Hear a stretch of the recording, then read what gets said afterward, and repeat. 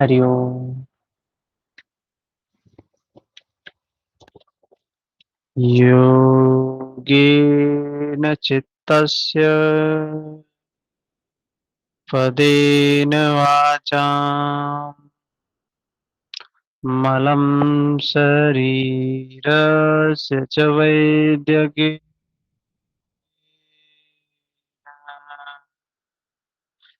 योपाकरोत्तम् प्रवरं मुनीना पतञ्जलिं प्राञ्जलिरानतोऽस्मि।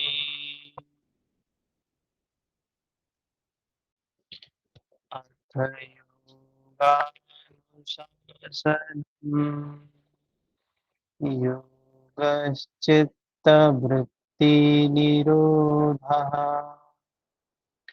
तदा द्रष्टु स्वरूपेव स्थानम् वृत्तिसारूप्यमितरत्र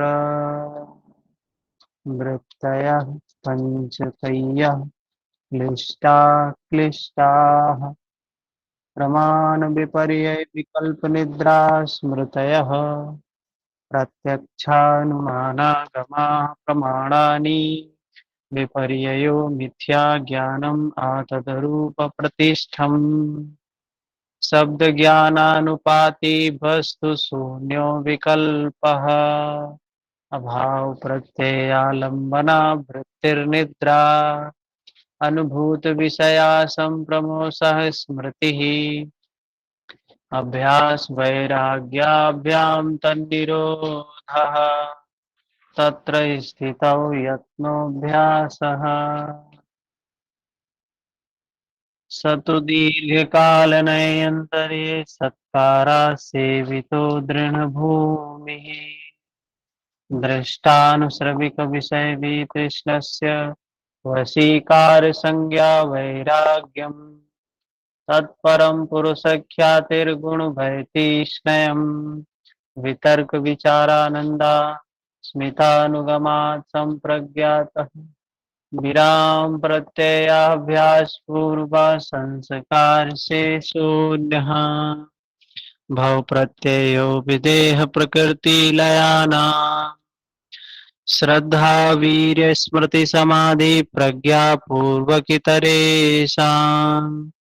तीव्र संवेगा नामासन्नः मृदु मध्यादिमात्रत्व ततोऽपि विशेषः।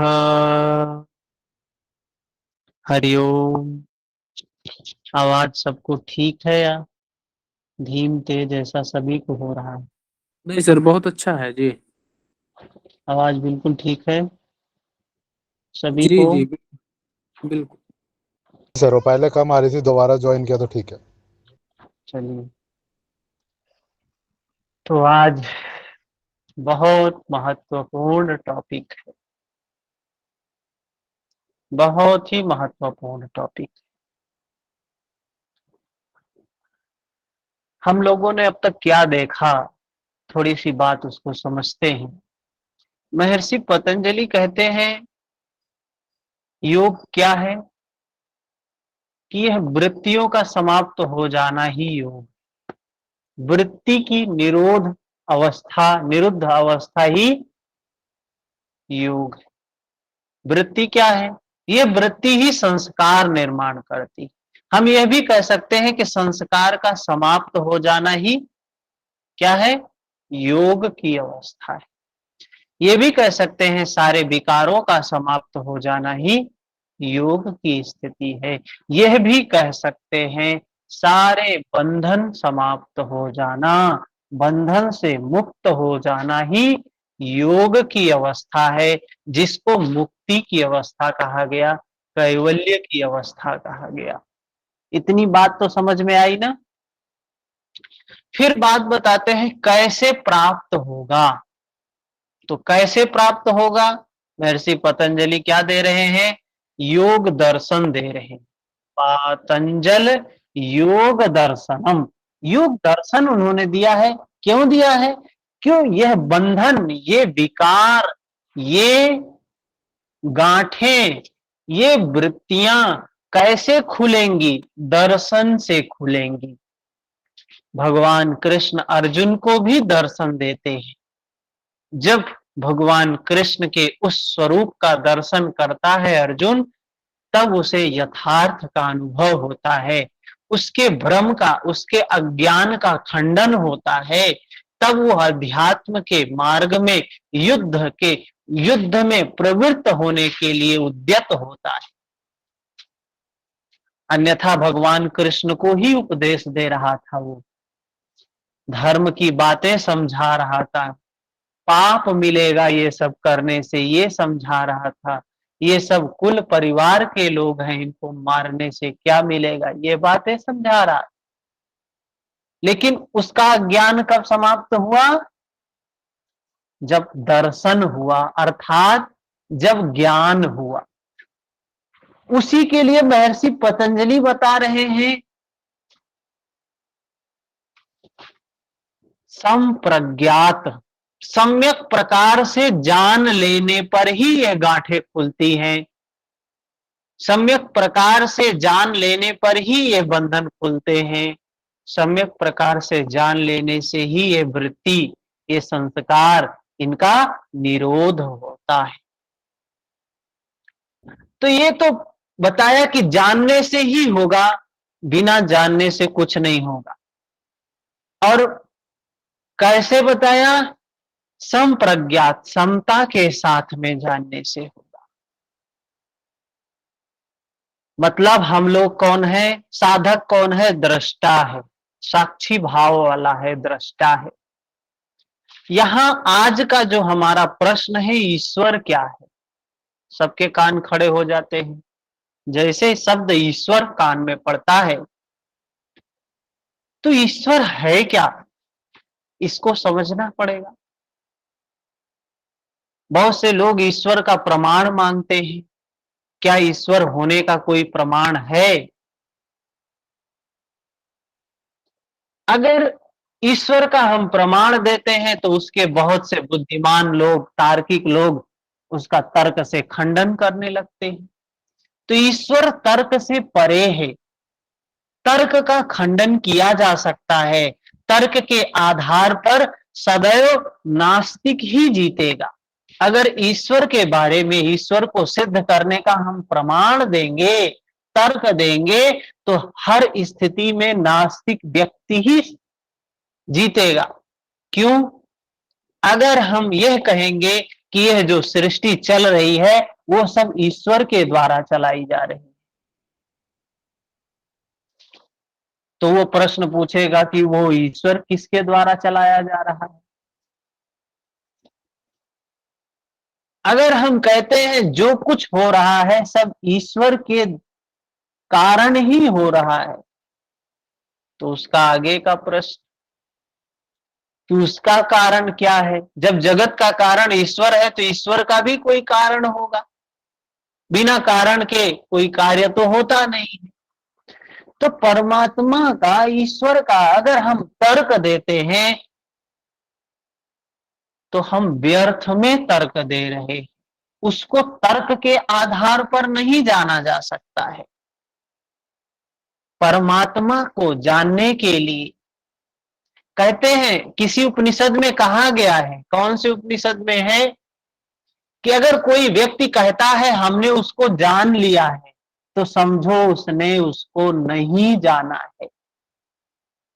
कोई कहता है हमने उसको समझ लिया है, तो समझो उसने उसको नहीं समझा है। कौन से उपनिषद में यह बात कही गई है? कठोर उपनिषद में है शायद ये बात। यम और नचिकेता वाला जो संवाद है सर, उसमें। तो ईश्वर को जिसने जान लिया वो क्या हो जाता है? मौन हो जाता है, कुछ तर्क देता ही नहीं है। ऐसे संतों की वाणी में देखने को मिलता है हमें। क्या कहते हैं कबीरदास जी? जब मैं था तब हरि नहीं, अब हरि है मैं नाही, क्या कह रहे हैं? जब मैं था, मतलब मैं क्या है? ये मैं विकार है, अहंकार है। ये मैं, मेरा मेरा मेरा, ये क्या है? यह विकार है। इसी विकार को नष्ट करना है। कबीर दास जी कह रहे जब तक हमारे अंदर में विकार रहेगा तब तक हमें उसका दर्शन नहीं हो सकता है, उसको हम नहीं जान सकते। और जब तक हम कहेंगे कि मैं जान रहा हूं, मतलब मैं नहीं जान रहा हूं, इसलिए बोल रहा हूं। जो जान जाएगा वो बोल ही नहीं सकता है।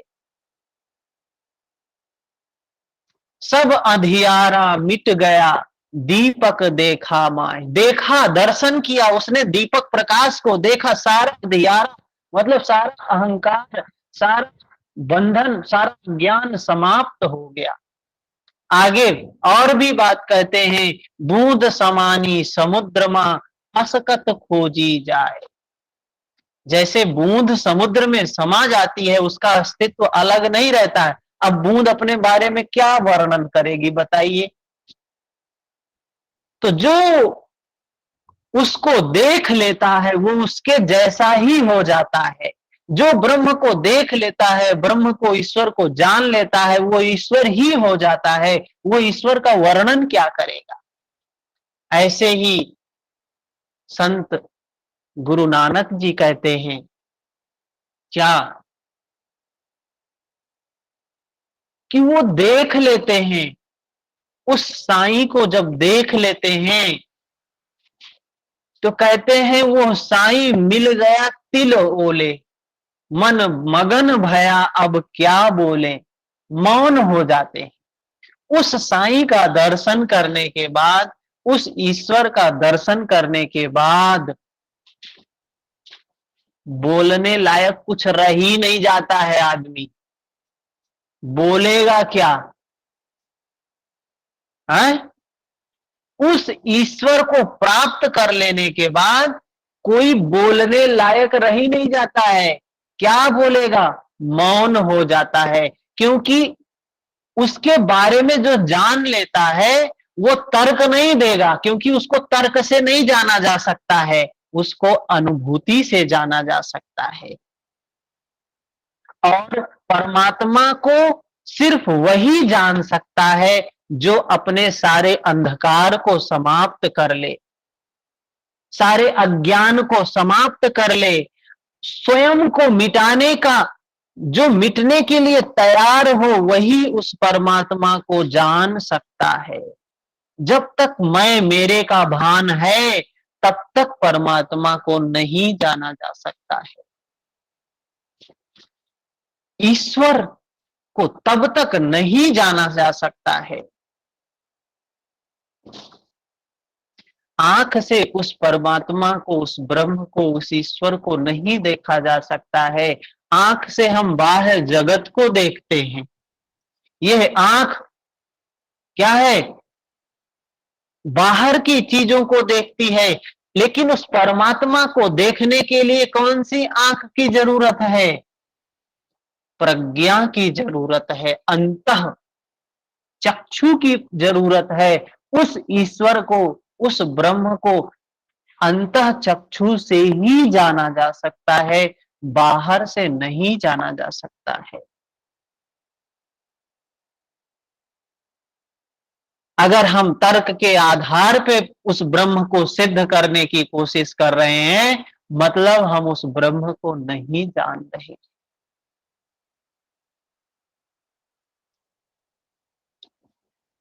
बात ये आती है, यहां पर महर्षि पतंजलि ने ईश्वर का वर्णन क्यों किया? अच्छा, बुद्धि के स्तर पर सोचिए। इसके पहले मैं भी ऐसे ही पढ़ाया और अभी ये मेरे मन में जस्ट अभी ये बात आई है। कभी इसके पहले भी चिंतन नहीं किया कि ईश्वर का वर्णन यहां क्यों कर रहे हैं महर्षि पतंजलि। प्राप्ति के बाद क्यों ईश्वर प्रणिधान का वर्णन कर रहे हैं? अब हमें समझ में आ रहा है कि उस अवस्था पर पहुंचने के बाद जो संतों की वाणी में देखने को मिलता है। कबीर दास जी बोल रहे हैं, गुरु नानक जी बोल रहे हैं कि साईं मिल गया तिल ओले, अब मगन भया क्या बोले। मतलब वो परिधान की अवस्था आ जाती है, कुछ नहीं रह जाता है, मैं मेरे का भान समाप्त हो जाता है। जब उसका दर्शन होता है तो मैं मेरे का भान समाप्त हो जाता है। जब मैं था तब हरि नहीं, अब हरि है मैं नाही। मैं समाप्त हो गया, अब हरि ही हरि है। अब कौन है? अब सिर्फ समर्पण ही समर्पण है उस ईश्वर के प्रति। ईश्वर प्रणिधान ही प्रणिधान है और कुछ है ही नहीं। जैसे बूंद समानी समुद्र में, अब जब बूंद समा गई तो क्या बचा? सिर्फ समुद्र ही समुद्र बचा, अब बूंद नहीं रह गया। अब वही बात बताया, अभ्यास और वैराग्य के द्वारा वह अवस्था प्राप्त हो गई जिसको कहा मृदु मध्याधिमात्रत्व ततो अपि विशेष। हो सकता है कि काल में भेद हो सकता है भेद हो, जल्दी किसी को प्राप्त हो जाए, किसी को लेट प्राप्त हो, किसी को और लेट प्राप्त हो, लेकिन वह अवस्था प्राप्त होगी। बात आती है ये जगत में ईश्वर क्या बताया कि यह अवस्था ईश्वर प्रणिधान की अवस्था आती है।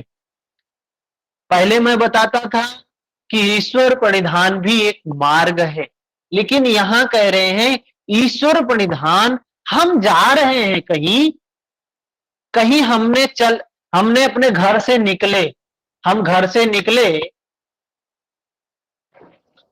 और आगे बढ़ते बढ़ते बढ़ते बढ़ते मुंबई के लिए निकले हैं और लखनऊ जाके फिर प्लान करें कि हमको फ्लाइट से भी जा सकते हैं। तो ये तो मार्ग में आगे बढ़ रहे हैं, कैवल्य तक जाना है, समाधि तक जाना है। तो महर्षि पतंजलि बीच में ये जो ईश्वर शब्द ला रहे हैं कि वो अंतिम, जब वो समर्पण हो जाता है, अभ्यास वैराग्य पुष्ट हो जाता है, जब प्राप्ति होती है, तो अंत में किसकी प्राप्ति होती है? ईश्वर प्रणिधान की अवस्था आ जाती है। व्यक्ति जैसे संतों ने कहा है वैसी अवस्था आ जाती है। अब बात आती है यह जगत, यह संसार में जो कुछ हो रहा है किसके द्वारा हो रहा है? कौन है करने वाला? आप में से भी कुछ लोग बता सकते हैं कौन है ये सब जो कर रहा है? जो कुछ भी हो रहा है वो किसके द्वारा हो रहा है? कौन कर रहा है? ईश्वर के द्वारा सर। और कोई भी ये बात बताना चाहता है कि जो कुछ भी हो रहा है किसके द्वारा हो रहा है, कैसे हो रहा है?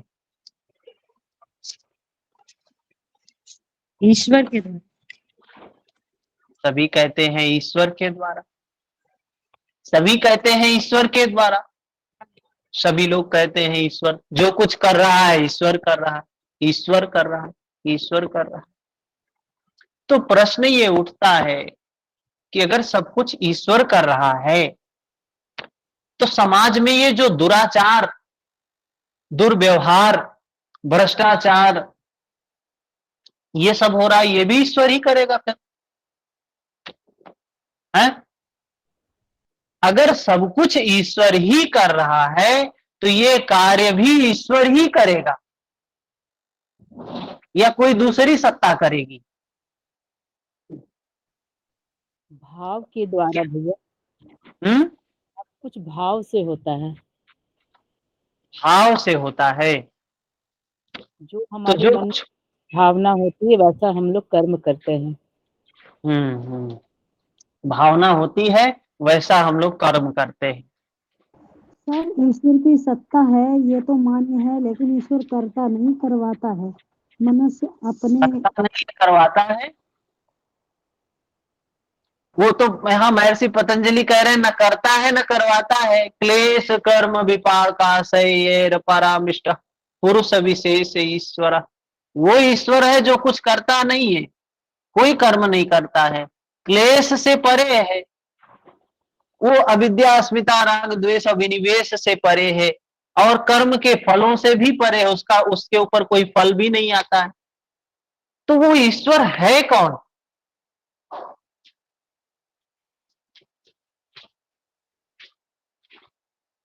किसकी वजह से ये सृष्टि में जो कुछ हो रहा है किसकी वजह से हो रहा है? अविद्या की वजह से सर। सर ये प्रकृति और पुरुष से संबंधित तो नहीं है? तो जवाब देते हैं महर्षि पतंजलि, जवाब देते हैं भगवान कृष्ण, जवाब देते हैं। क्या बोलते हैं कि जो कुछ भी हो रहा है गुणों के अधीन हो रहा है।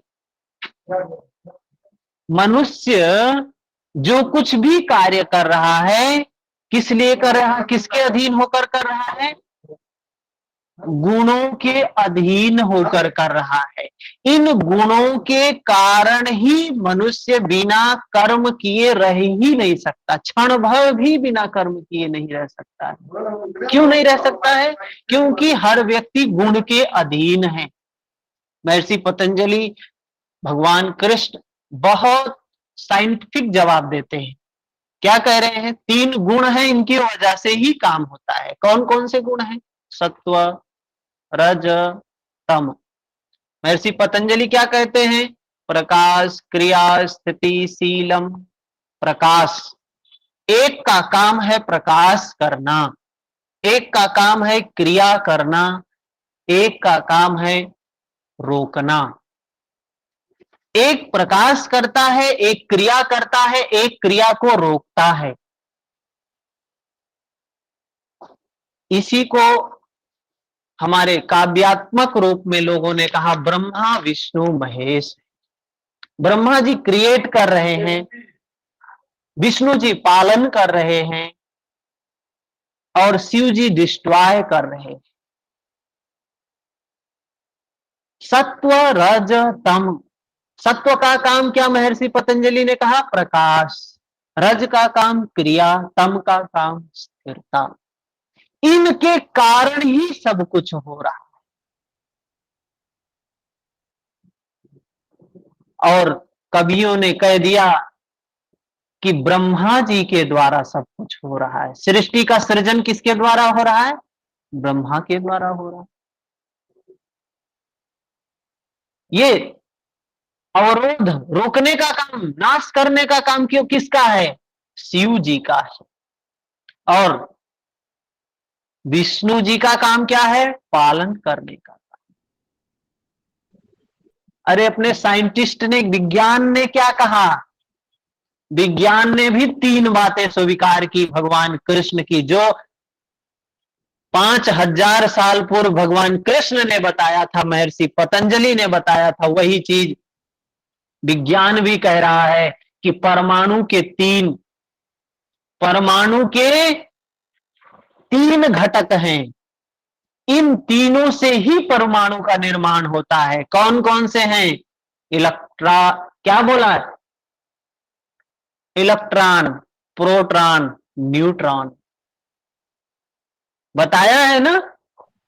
हाँ, इलेक्ट्रॉन प्रोटॉन न्यूट्रॉन। ये तत्व हैं जिनसे विज्ञान कह रहा है इन तीनों तत्वों के द्वारा ही सृष्टि चल रही है। इन तीनों तत्वों से ही परमाणु की उत्पत्ति हुई।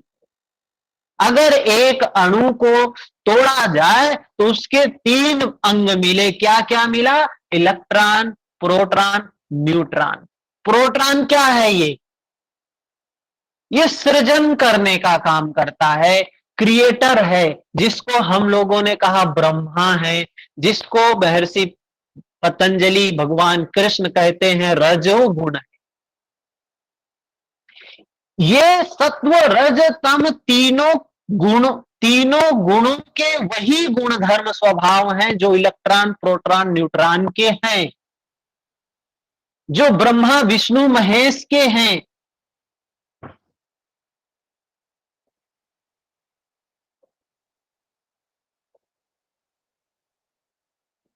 बात आती है इसी को कहते हैं ब्रह्मा विष्णु महेश, आकार उकार मकार।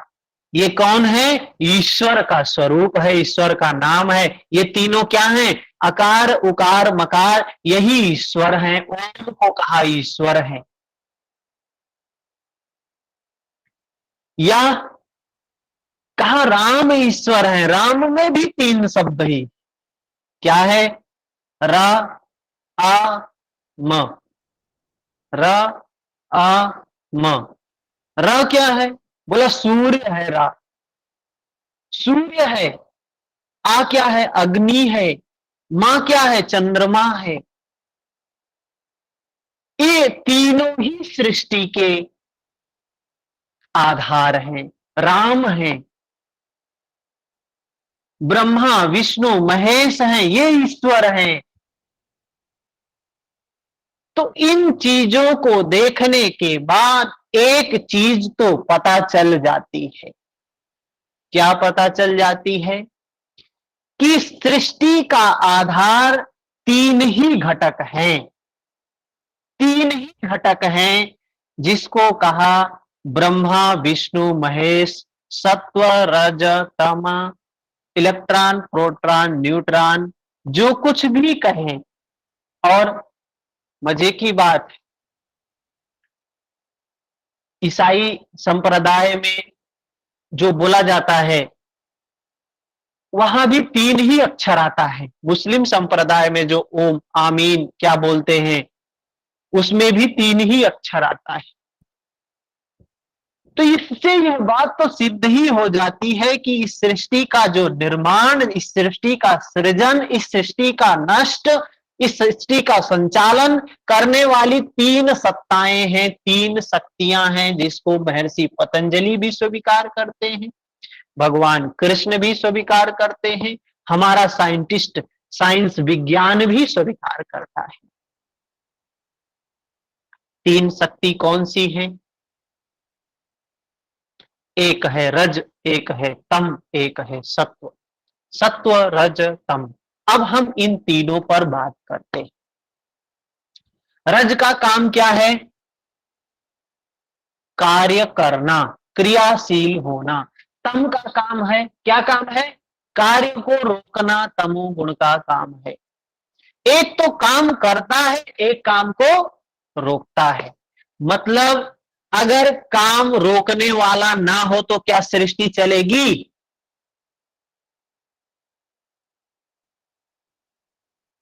उदाहरण से समझे बात, उदाहरण से ज्यादा समझ में आती है।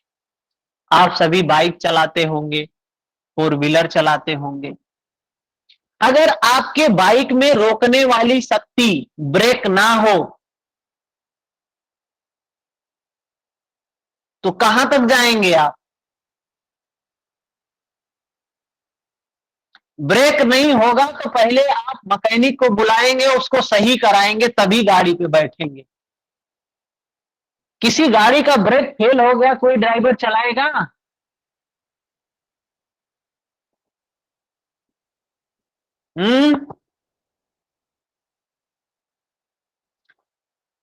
जैसे गाड़ी में ब्रेक की आवश्यकता है, वैसे सृष्टि निर्माण में तमोगुण की आवश्यकता है। अगर तमोगुण ना हो तो कोई चीज फेंक देंगे ना तो वैसे ही जाती रहेगी, रुकेगी नहीं। हम ऊपर उछलेंगे तो ऊपर ही जाते रहेंगे, नीचे नहीं आएंगे। कहा जाता है चंद्रमा पर पृथ्वी के का लगभग 8 गुना कम तमस है वहां पर। तो क्या होता है, आपने देखा होगा मूवी में, वैज्ञानिक लोग वहां जाते हैं, हमने तो देखा है, वहां जाते हैं तो वहां सभी जैसे हवा में गुब्बारे उड़ते हैं ना, वैसे ही उड़ने लगते हैं हर व्यक्ति। होता है कि सभी का सीट बेल्ट लगा होता है, सभी कहीं ना कहीं से डोरे से धागे से बंधे होते हैं। क्या 6 to 8 क्या लिखे हैं बलवंत जी? सर वो 8 गुना होता है या 6 गुना होता है सर? जो चंद्रमा कुछ है उससे कम ही होता है। यहाँ से तमस कुछ कम ही है, लगभग बताया जाता है 8 गुना तमस वहां कम है। तो होता क्या है, वहां पर जब जाते हैं तो देखे होंगे, हमने तो देखा है कि वो दाढ़ी बना के मशीन जैसे हम लोग उस पे टांगते हैं या किसी चीज पे रखते हैं, वो दाढ़ी बना के ऐसे ही रख देते हैं तो वही रुका रहता है, मतलब मोमेंट नहीं होता। ये मोमेंट जो होता है तमस के कारण ही होता है। हम आगे बढ़ते हैं तमस के कारण ही बढ़ते हैं। अगर एक पैर ना रुके तो दूसरा आगे बढ़ेगा ही नहीं, एक पैर रुकता है तो दूसरा आगे बढ़ता है। रजस और तमस वही हैं, एक दूसरे में बैलेंस करना। आज आपको समता भी समझ में आएगी बुद्धि के स्तर पर। जब हम चलते हैं तो एक पैर रुकता है, जो पैर रुकता है उसको हम क्या कह सकते हैं, तमस है, और जो आगे बढ़ता है उसको क्या कह सकते हैं, रजस है, रजोगुण है। अगर तमस ना हो तो आगे बढ़ेंगे, सवाल ही नहीं उठता है। दोनों पैर से कोई व्यक्ति चल सकता है, सवाल ही नहीं उठता है। उदाहरण हमने लिया था गाड़ी का। आपके पास कार है, कार से आप जा रहे हैं और उसमें ब्रेक नहीं है तो आप कितना जाएंगे, नहीं चल सकते हैं। ये ब्रेक ही है जो चलने के लिए प्रेरित करती है। ब्रेक नहीं है तो कोई मूढ़ व्यक्ति भी गाड़ी पे नहीं बैठेगा। किसी गाड़ी का ब्रेक फेल हो गया है, किसी से कहो जो बैठ जाओ भैया, कहेगा नहीं नहीं नहीं, नहीं बैठेंगे, इस पे मरना थोड़ी ना है हमको। मतलब जीवन है तमस के कारण ही है, और आगे बढ़ रहे हैं, क्रियाशील हो रहे हैं, रजोगुण के कारण है।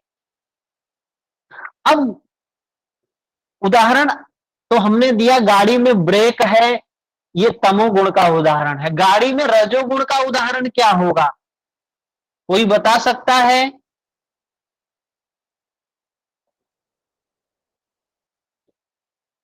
कार में रजोगुण का उदाहरण क्या होगा? इंजन, इंजन सर क्रियाशील रहता है, इंजन। एक्सीलेटर, हाँ, जिसको हम प्रेशर करते हैं, लेकिन है क्या, मेन एक्सीलेटर है। हाथ में हमारे ब्रेक होती है और पैर में ब्रेक होती है, हाथ में एक्सीलेटर होता है। हाँ? अब बात आती है, ये सत्व गुण क्या है?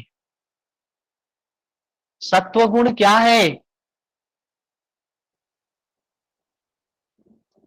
सत्व गुण क्या है? जब गाड़ी एक समान चल रही है सर। तो सत्व गुण है ड्राइवर, सत्व गुण ड्राइवर है, रजोगुण वो ब्रेक है, एक्सीलेटर है, और तमोगुण है वो ब्रेक। इन तीनों के संयोग से ही हम चलते हैं, इन तीनों संयोग से ही प्रकृति भी चल रही है, ये पूरा संसार चल रहा है, ये पूरा जगत चल रहा है। कोई ब्रह्मा, कोई ईश्वर नहीं चलाने वाला है।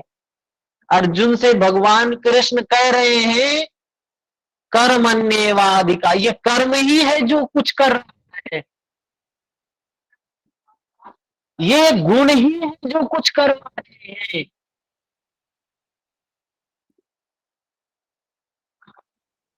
ये गुणों का आधिपत्य भौतिक के साथ साथ चैतसिक पर भी, भाई प्रकृति के संपूर्ण भागों पर है, चाहे वो मन हो, चाहे बुद्धि हो, चाहे अहंकार हो, चाहे इंद्रियां हो, चाहे महाभूत हो, चाहे ये शरीर हो, प्रकृति के हर घटक पर इन गुणों का ही प्रभाव है। और अंत में वैराग्य किनसे करने की बात कही गई है? इन गुणों से वैराग्य होता है, तभी मुक्त होता है व्यक्ति। हम ये सृष्टि में जो कुछ भी हो रहा है, अब हमें कभी नहीं कहना चाहिए कि वो ईश्वर कर रहा है। वो कौन कर रहा है? वो गुणों के कारण हो रहा है। जो कुछ भी हो रहा है सृष्टि में, सब का सब इन गुणों के कारण ही हो रहा है। सत्व रज तमा। सत्व क्या है? सत्व है मुक्ति प्रदायक है। रजोगुण क्या है? सुख प्रदायक है। तमोगुण दुखदायक है। सत्व क्या है? विवेक है। रजोगुण क्या है? प्रेम है। तमोगुण क्या है? क्रोध है। ये तीनों गुण, तीन प्रकार की सत्ताएं, ये तमोगुण जो हमको नरक में ले जाने वाला है, रजोगुण जो हमको स्वर्ग में पहुंचाने वाला है, और सत्वगुण ना नरक में ले जाएगा ना स्वर्ग में ले जाएगा। क्या करवाएगा? मुक्ति प्रदान करवाता है, मोक्ष प्रदान करवाता है। सत्वगुण ना इधर है ना उधर है, कहां है? समता की अवस्था है सत्वगुण। तो एक अगर हम ट्रायंगल बनाएं, त्रिकोण बनाएं, तो नीचे एक तरफ होगा रजोगुण, दूसरी तरफ होगा तमोगुण, और ऊपर समता का काम, बैलेंस का काम कौन करता है? सत्व गुण करता है। जैसे ड्राइवर ब्रेक पे कभी पैर रखता है, कभी एक्सीलेटर पे पैर रखता है, क्या करता है? कभी ब्रेक पे कभी एक्सीलेटर पे। क्यों? कभी ब्रेक दबा रहा है, कभी एक्सीलेटर दबा रहा है। उसको एक ही चीज को दबाना चाहिए ना, चाहे ब्रेक को ही दबाए चाहे एक्सीलेटर को ही दबाए। ऐसा क्यों करता है कि कभी एक्सीलेटर दबाता है कभी ब्रेक दबाता है? समता के लिए करता है। वही समता ही क्या है? उसी समता को भगवान कृष्ण कहते हैं समत्वम योग उच्यते। जैसे कोई नट रस्सी पर चलता है, रस्सी पर चलता है, कितना दुर्लभ काम है रस्सी पर चलना। लेकिन जब रस्सी पर चलता है तो देखते होंगे कभी दाएं झुकता है कभी बाएं झुकता है।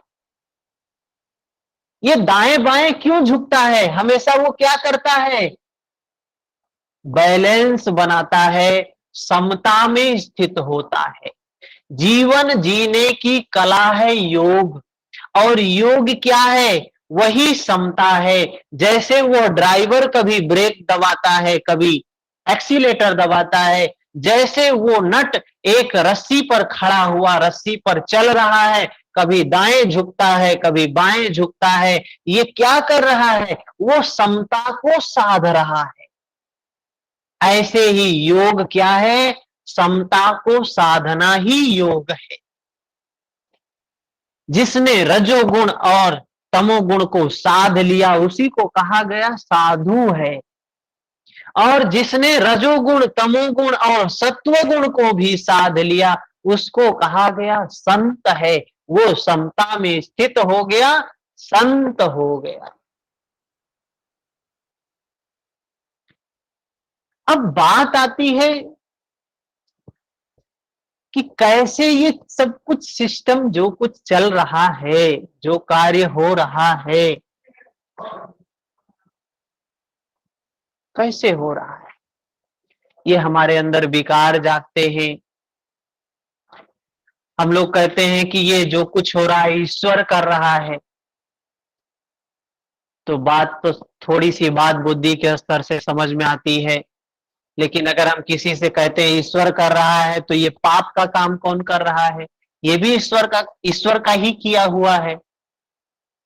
तो कहते हैं नहीं, अच्छा काम ईश्वर कर रहा है। दीपाली जी हरिओम। और जितने बुरे काम है वो कौन कर रहा है?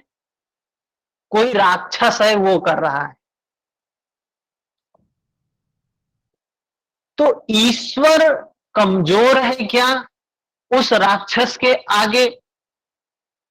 उस दुर्गुण के आगे ईश्वर कमजोर है कि हर जगह हर व्यक्ति के अंदर दुर्गुण प्रभावी रूप में है, ढेर सारे हैं, सद्गुण कम हैं, अच्छे कार्य कम हो रहे हैं। तो ईश्वर की यहाँ पे हीनता नजर आती है कि ईश्वर कमजोर है और वो राक्षस, वो दुर्गुण, वो बुरा व्यक्ति, बुरा जो परमात्मा कुछ भी कहें, वो श्रेष्ठ है।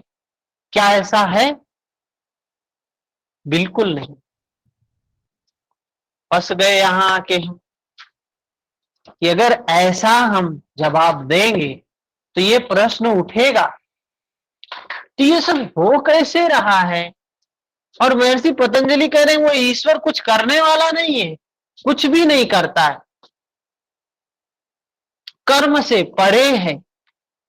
ये कर्म जो कुछ हो रहा है ये गुणों के अधीन हो रहा है। तो बात आती है अच्छा और बुरा कैसे हो रहा है।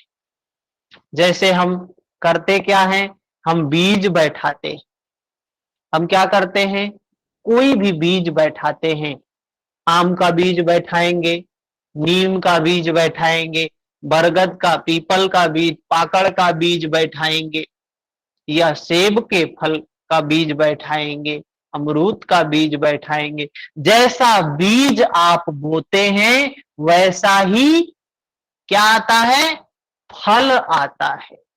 इसीलिए कहा वो ईश्वर कर्म, ये कर्म क्या है, ये बीज का बोना ही कर्म है। और महर्षि कह रहे हैं ईश्वर कर्म से परे है। और जो ये फल आता है, हमने आम का बीज बैठाया तो 5 साल बाद, 7 साल बाद, 10 साल बाद फल आएगा ना आम का। तो वो जब आम का फल आएगा तो उसको कहा विपाक हुआ, कर्म का विपाक हुआ, बीज पक के फल लेके आया है। हमने आम का पेड़ बैठाया है तो फल तो आम का ही आएगा ना, अमरूद का बैठाया है तो अमरूद का आएगा, नीम का बैठाया है तो नीम का आएगा, पीपल का, बरगद का, पाकड़ का बैठाया है तो उसी का आएगा। कोई फल को बदल सकता है क्या, कोई ईश्वर बदल सकता है? आपको लगता है कहीं ऐसा हुआ है कि किसी ने आम का पेड़ बैठाया और उसको नीम प्राप्त होने लगा, या किसी ने नीम बैठाया उसको आम प्राप्त होने लगा? ऐसा कहीं हुआ है क्या?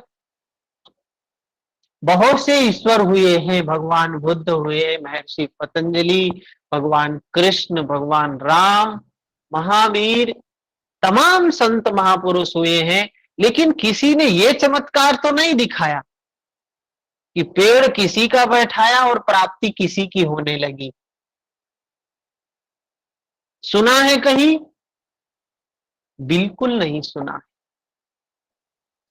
अच्छा ये बताइए, एक ही धरती है, एक ही धरती है, एक ही जगह पर एक पेड़, हम एक बीज नीम का डालते हैं, एक बीज आम का डालते हैं,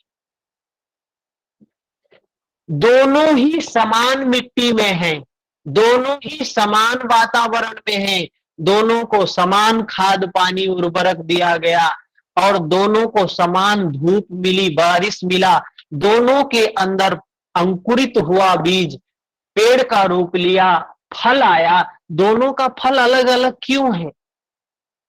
क्योंकि बीज अलग अलग है। बीज कैसा है? अलग अलग है। बात आती है कि यह कर्म हम लोग करते हैं, ये कर्म कैसा होता है? बहुत से लोग कहते हैं भाई हमारा कर्म ये है, जो कुछ हम जीवन, गृहस्थ जीवन में, अपने समाज के जीवन में अपनी आवश्यकताओं को पूरा करने के लिए हम जो कुछ करते हैं उसको कहते हैं यही कर्म है, यही कर्म है, यही कर्म है। थोड़ा सा इस कॉन्सेप्ट को समझे, कर्म है क्या, प्रकृति करती क्या है। हम क्या करते हैं, बीज बोते हैं, और वो बीज कहाँ बोया जाएगा, कौन से खेत में बोया जाएगा, कोई बता सकता है? चित्त। वो बीज कबीर, तुलसी, रहीम, जितने भी ये संत महापुरुष हैं सब मन की बात कर रहे हैं, मन की निर्मलता की बात कर रहे हैं। तो ये बीज कहां पर होता है? मन में होता है, कह सकते हैं योग की भाषा में चित्त में ही होगा। लेकिन हम इसको इंपॉर्टेंस नहीं देते। होता क्या है, हम कुछ भी नहीं करते हैं, इसीलिए कहा कर्मण्येवाधिकार। हम कुछ करते नहीं हैं, हम करते क्या हैं, हम सिर्फ बीज बो देते हैं। बाकी काम कौन करती है? प्रकृति करती है। प्रकृति क्या है? सत्व, रज, तम, ये तीनों गुण हैं। हम जिस प्रकार का गुण जिस प्रकार का बीज बोते हैं उसको प्रकृति मदद करने लगती है, उस प्रकार की शक्ति उसको मदद करने लगती है, उसका विकास होने लगता है और वही चीजें विपाक होके फल के रूप में हमें प्राप्त होती है। हमने नीम और आम दोनों बीज एक साथ बोया, एक समय पर बोया, एक सीजन में बोया, सबको सारी चीजें बराबर दी गई, लेकिन फल अलग अलग आया। तो प्रकृति ने जैसा बीज था वैसी शक्तियां मदद करने लगती हैं। तो हम जिस प्रकार का बीज अंतःकरण में बोते हैं ना, वैसे ही शक्तियां उसका मदद करने लगती हैं, उसी प्रकार की शक्तियां उसका मदद करने लगती हैं और वही बीज पेड़ का रूप लेता है, फल लेके आने लगता है। उदाहरण से एक समझे बात, साइंटिफिक एक रिसर्च हुआ और उस रिसर्च में क्या प्राप्त हुआ? रिसर्च क्या था? एक व्यक्ति ने एक गमले में लगभग तौल के मिट्टी डाली, 1000 किलो मिट्टी उसने तौल के डाली और उसमें एक बट का वृक्ष नन्हा सा बीज बैठाया। टोटल उसने नाप के बैठाया, तौल के बैठाया बीज और मिट्टी। और कुछ वर्षों के बाद उसने वहां से अंकुरित हुआ पेड़ और वो पेड़ का रूप ले लिया। तो उसने उस पेड़ को निकाला और उस मिट्टी को निकाला, पेड़ को अलग तौला, मिट्टी को अलग तौला, तो पता चला कि उस गमले से सिर्फ 1000 किलो में सिर्फ लगभग 30-40 किलो मिट्टी इधर उधर हुई। 1000 किलो मिट्टी में सिर्फ 30-40 किलो मिट्टी इधर उधर हुई है और वो पेड़ 400-500 किलो का हो गया है। उसी मिट्टी से वो पेड़ निकला। इतनी ही मिट्टी से 400-500 किलो का पेड़ कैसे हो सकता है? तो ये प्रकृति की शक्ति मदद करने लगती है, इसमें कोई ईश्वर की बात नहीं है, ये गुणों का स्वभाव है। हम जैसा बीज बोएंगे उस प्रकार से प्रकृति मदद करती है और उसी बीज का प्रादुर्भाव हो जाता है। एक उदाहरण से समझते हैं। एक बच्चा है,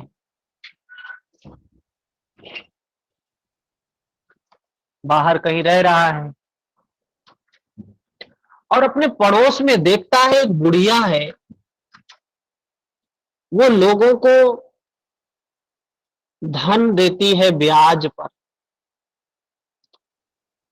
और मरने के करीब है, एकदम मरने की करीब है, जर्जर अवस्था है उसकी, खूब धन है उसके पास,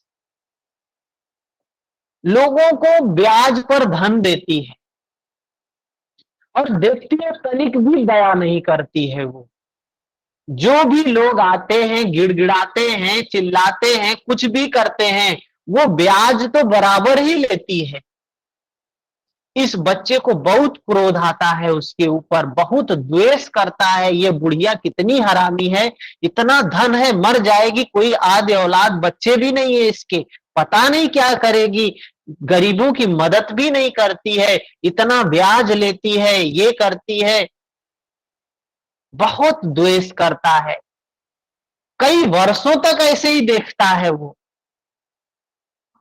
मन में बहुत द्वेष आता है, इस बुढ़िया को मार ही डालना चाहिए, ऐसी दुष्ट बुढ़िया को पता नहीं कोई क्यों नहीं मार देता है। कभी कभी उसके मन में आता है मैं ही क्यों न जाके इसको मार दूं, लेकिन फिर सोचता है मैं क्यों मारूं, मेरा इसने क्या बिगाड़ा है, मैं क्यों मारूं, मैं क्यों पाप लूं।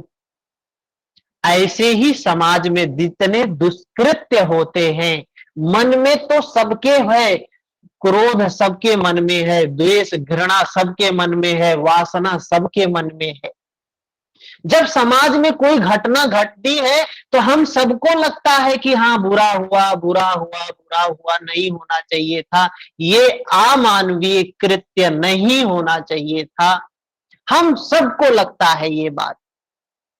लेकिन जो व्यक्ति ये काम करता है वो हमारे समाज का ही व्यक्ति होता है ना, कहीं बाहर से तो आता नहीं है। बीज तो हम सबके भीतर है।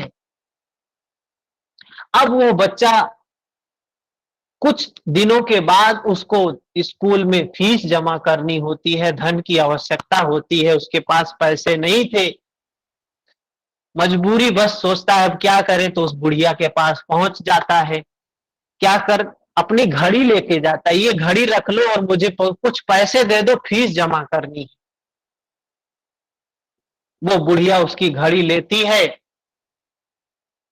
और वो घड़ी बुढ़िया को दिखाई कम देता है, खिड़की के पास जाती है, उस घड़ी को देखने के लिए, चल रही है कि नहीं चल रही है, इसको कितने पैसे दे दें इसके। जैसे ही खिड़की के पास जाती है, प्रकाश में घड़ी को करके देखती है, वैसे ही इसका दिमाग चढ़ता है और ये व्यक्ति, ये बालक उस बुढ़िया के गले को दबा देता है पीछे से। उस बुढ़िया की सारे नसें टाइट हो जाती है, पूरा शरीर अकड़ जाता है, मुंह से खून आ जाता है, आंखें बाहर हो गई। फिर होश आता है, ये हमने क्या कर दिया, अरे ये तो हमने हत्या कर दी, हमने तो इसको मार दिया। ये बीज कब का था उसका, वर्षों से उसने बीज बैठाया था। फिर भागा जाता है, अरे हमने ये क्या कर दिया, हमने तो गलत कर दिया, हमने ये नहीं करना चाहिए था। ये बीज हमने जब बैठाया तो हमें होश नहीं था।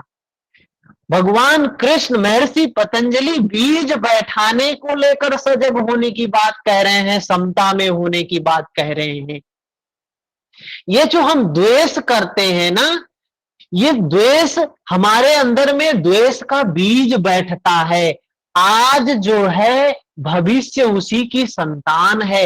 आज हम जितने दुखी हैं, कल समझिए उसमें थोड़ा सा ऐड ही होना है, परसों उसमें थोड़ा सा ऐड ही होना है, अगले दिन उसमें थोड़ा सा ऐड ही होना है। कोई, तभी तो बचपन में लोग कहते हैं बहुत खुशी के दिन थे, बूढ़े हो गए बहुत दुख के दिन है। क्यों दुख के दिन है? क्योंकि पूरा जीवन आप राग और द्वेष करते आए हैं, राग और द्वेष के बीज बैठाते आए हैं। वो राग और द्वेष के बीज और बीज और बीज और बीज, जैसे हम आम का एक पेड़ बैठाते हैं तो एक पेड़ हजारों फल लेके आता है, फिर हजारों में से 10-20 लगा देते हैं, फिर लाखों में फल आने लगता है। वही काम हम बचपन से करते हैं, इसी वजह से हम जीवन भर दुखी होते जाते हैं। दुखी होने का तो कॉन्सेप्ट यहां है, हम बीज गलत बैठाते हैं, मन में द्वेष के बीज बैठाते हैं, क्रोध के बीज बैठाते हैं, वासना के बीज बैठाते हैं, लोभ मोह के बीज बैठाते हैं। तो जीवन में हमारे दुख दुख दुख, व्याकुलता व्याकुलता व्याकुलता, अशांति अशांति अशांति, और हम समझ नहीं पाते हैं भगवान इतना इतना जो है, इतना मतलब क्रूर है कि हमारे जीवन में सिर्फ दुख ही दुख भरा है, सुख का नामो निशान नहीं है। क्यों इतना परमात्मा हमारे लिए गलत किया है? परमात्मा किसी के लिए गलत नहीं करता है, किसी के लिए अच्छा नहीं करता है, आप ही अपने लिए गलत करते हैं, अपने लिए अच्छा करते हैं। अगर आप आज आम का पेड़ बैठाएंगे तो कल सैकड़ों आम आएगा, फिर कल उनमें से 10 बैठाएंगे, लाखों आम आएगा। जीवन में हम प्रेम की, मैत्री को, करुणा को, उपेक्षा को, समता को स्थापित नहीं करते हैं तो जीवन में कहां से समता आएगी? मैं सच में बताऊं आपको कि ऐसा अनुभव होता है जब हम समता में स्थित होते हैं तो प्रकृति की संपूर्ण शक्ति हमें समता में स्थापित करने के लिए मदद करने लगती है। जब हम रजोगुण का विकास करते हैं तो प्रकृति की संपूर्ण शक्ति हमको उस तरफ आगे ढकेलने में मदद करने लगती है। जब तमोगुण का विकास करते हैं तो प्रकृति की संपूर्ण शक्ति हमें तमोगुण का उसका विकास करने में मदद करने लगती है। ऐसी ऐसी घटनाएं देखने को मिलती है समाज में। जो व्यक्ति ये घटना करने वाला है उसके घर में भी परिवार है, माँ है, भाई है, बहन है, बच्चे हैं, फिर भी ऐसी घटनाएं कर जाता है। क्यों कर जाता है? वो होश में नहीं होता है, क्योंकि उसने बचपन से दिनों दिनों से बीज बैठाता आया, उस बीज का फल आ गया और उसमें उसने यह कार्य कर दिया। उसका दोष नहीं होता है, इसीलिए व्यक्ति पछताता है। कार्य घटित होने के बाद पछताता है, अरे ये क्या किया हमने, ये क्या किया हमने। तो विवेक को साधे, सत्व को साधे तो मुक्ति को प्राप्ति होगी। महर्षि पतंजलि कहते हैं मुक्ति के लिए क्या होना? विवेक ज्ञान होना है। तो ये सत्व गुण विवेक वाला है, समता है। रजोगुण प्रेम का है, प्रेम का निर्माण करेंगे, सुख की प्राप्ति होगी, स्वर्ग की प्राप्ति होगी। तमो क्रोध को बढ़ाएंगे, लोभ मोह को बढ़ाएंगे, दुख की प्राप्ति होगी, नरक की प्राप्ति होगी। ना नरक चाहिए, ना स्वर्ग चाहिए, मुक्ति चाहिए। तो सत्व गुण का विकास करिए, मुक्त हो जाएंगे। बैलेंस में रहिए, समता में रहिए, मुक्त हो जाएंगे। वो ईश्वर कौन है? कुछ करने वाला नहीं है, करने वाला तो ये गुण है। गुणों के कारण सब कुछ होता है। हम सिर्फ बीज डालते हैं, बाकी काम गुण अपना काम करते हैं। महर्षि पतंजलि, भगवान कृष्ण, भगवान बुद्ध, महावीर सब कह रहे हैं सिर्फ बीज अच्छे डालो, बाकी चिंता मत करो, अच्छा ही होगा। बात समझ में आई? जी गुरु। किसी का कोई प्रश्न?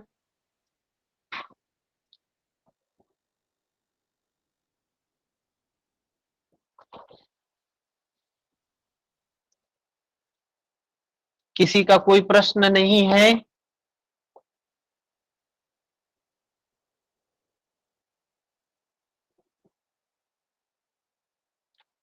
ऐसे ही गीता को पढ़ते जाएंगे।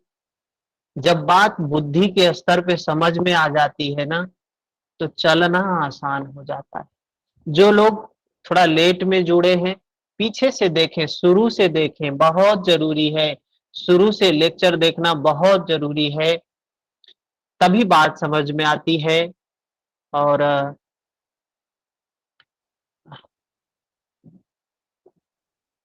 जो भी लेक्चर हो, कोशिश करें कि जस्ट क्लास से पूर्व 1 मिनट 2 मिनट पूर्व ही जुड़े, क्योंकि शुरू में एक भूमिका होती है क्लास की। चीजों को बताने के लिए एक प्रस्तावना, एक भूमिका तैयार की जाती है। वो चीज नहीं होता तो कॉन्सेप्ट नहीं बन पाता है। ठीक है ना? तो समाप्त करते हैं, कल सुबह में मिलेंगे। हरिओम हरिओम सर। गुरु जी। हरिओम गुरु। हरिओम।